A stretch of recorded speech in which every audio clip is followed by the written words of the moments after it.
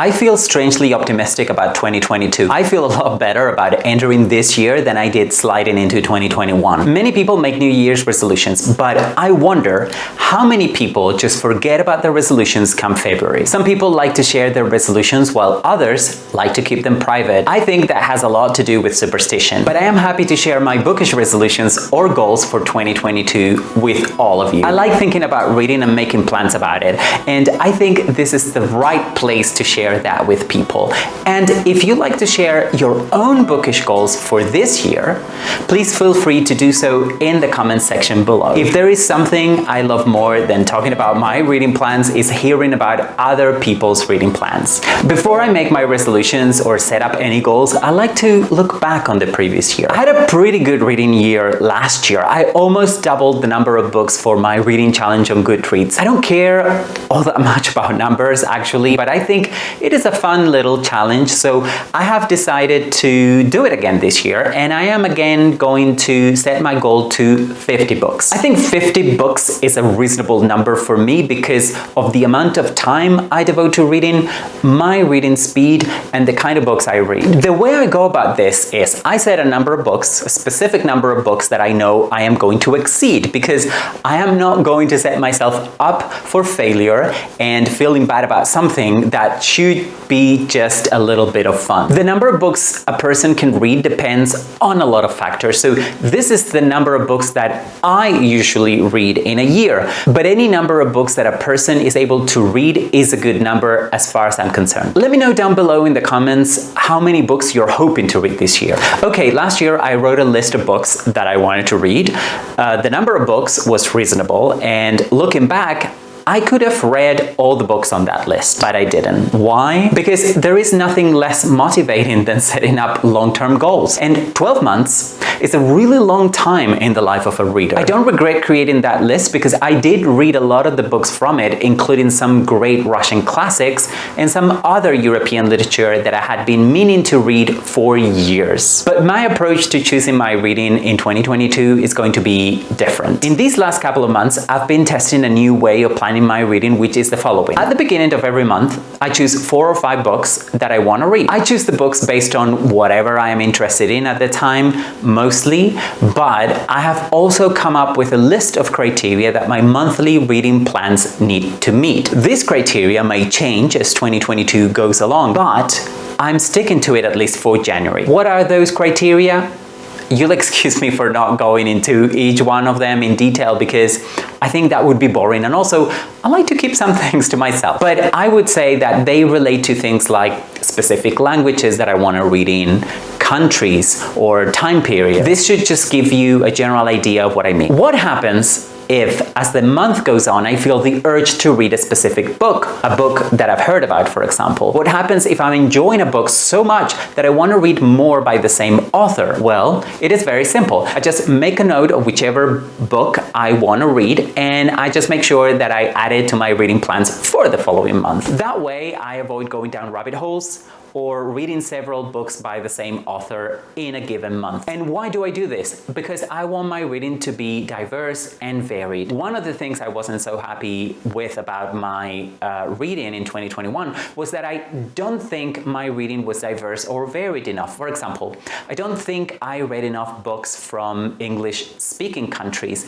and I totally neglected not only new releases, but also books published in recent years. And don't get me wrong, I love classics. And if you watch my channel, you probably love classics too. But I also want to discover new authors.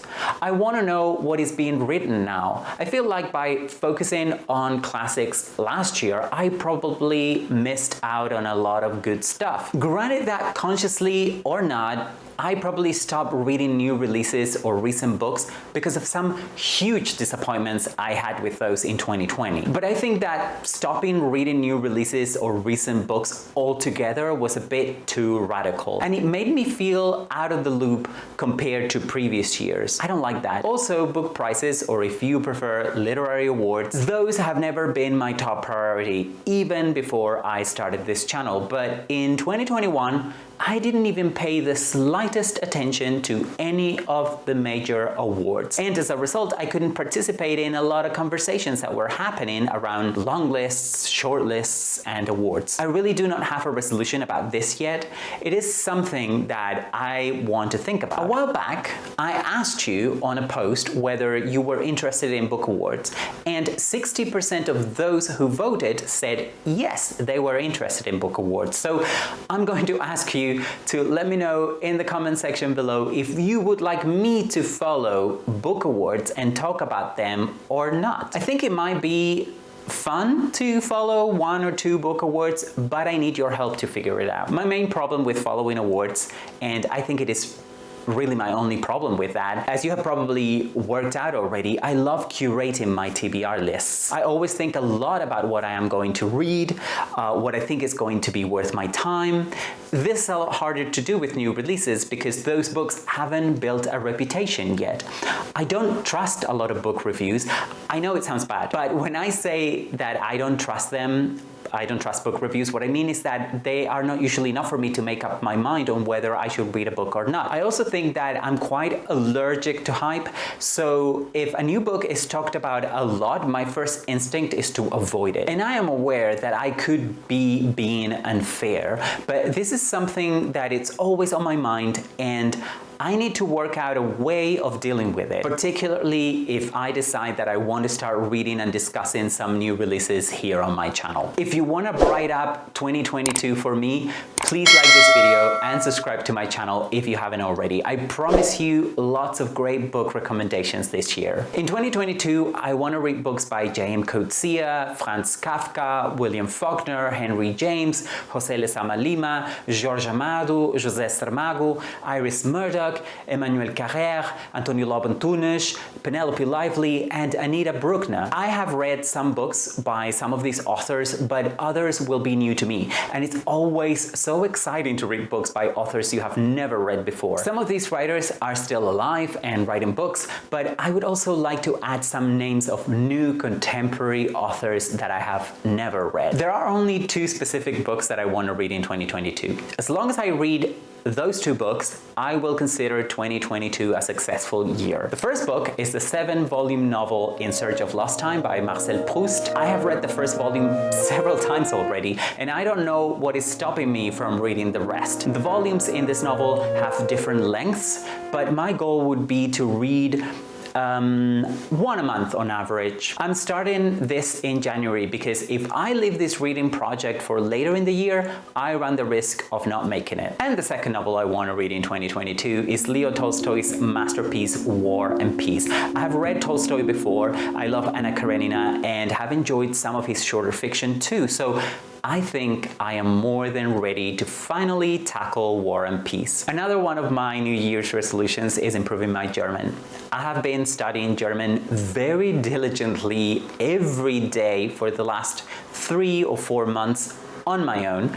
I've been studying German on and off like that for the last 5 years, but I have only really taken it seriously and knuckled down in the last few months. I'm still far from being able to speak German okay, but I am happy with my progress and the rate at which my German seems to be improving. Because I speak 6 languages and I have learned most of them by myself, I am familiar with the language learning process. I might be overambitious here, but based on my experience, I think that if I continue studying German at the same rate that I have in the last few months, I should be able to start reading books in German by the summer of 2022. I don't expect I'll understand everything, of course. When I started reading books in English, I was 17 or 18, and I didn't understand everything I read, but I still read a lot in English, and that actually helped me become fluent. So I expect that when I start reading books in German next summer, I will still struggle and have to use the dictionary a lot, but I think that my grammar and my vocabulary will get a lot better from reading. One of my main motivations for learning German is German language literature. I have read books by Franz Kafka, Hermann Hesse, Thomas Mann, or even contemporary authors such as Jenny Erpenbeck. And I would like to explore German language literature more. But in general, I don't like reading in translation. I only do it when there is no other option for me, which is why I tend to focus on literature written originally in one of the 6 languages I speak. I would love to read in German, and I am making that one of my goals and priorities for 2022. I know progress will be slow. I'm prepared for being frustrated, so I am not setting a number of books that I want to read in German or anything like that. As long as I start reading in German, I will be happy, even if I only manage to read one book or even less. Although from time to time I wonder what reading genre fiction would be like, I think I'm going to stick to literary fiction for the most part in 2022. I have a slight curiosity about science fiction, and I wouldn't be against reading a romance novel, if only just to see what they are really like. But there is so much to read. There are so many books and authors that I am aware of and that I want to read, and time is limited. So I always go back to the questions, is this worth my time? Is this book worth reading? And if the answer is no, or I'm not sure, then chances are I will not read it. What do you think about my reading goals? Do you think they are unrealistic? Do you think I should read more outside of my comfort zone? I hope you're feeling good about 2022. Until next time, I'm leaving you with my best book recommendations for 2021. I hope to see you again soon. Bye.